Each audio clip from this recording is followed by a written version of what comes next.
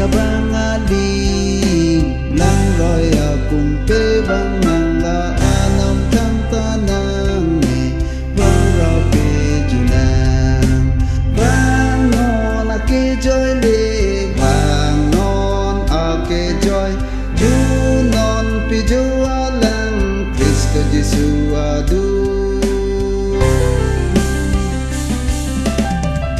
da bangaling lang roy akong pe bang nang la anam thang tanang ne bang rapi junang bisitang kapidam lo malaki hinong kali nang kay chipiduk din kang sam long hiye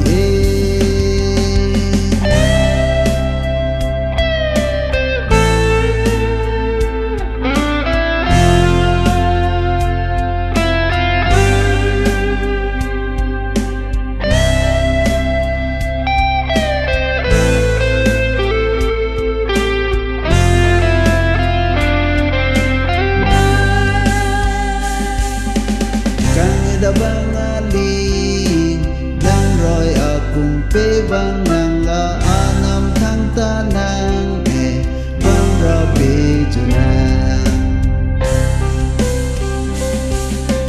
nilam arjuta lao pen ke me andeng tha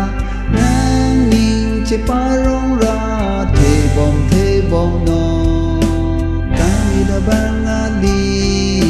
lang roy akong pe bang nang la anam thang tanang ne bang rapi junang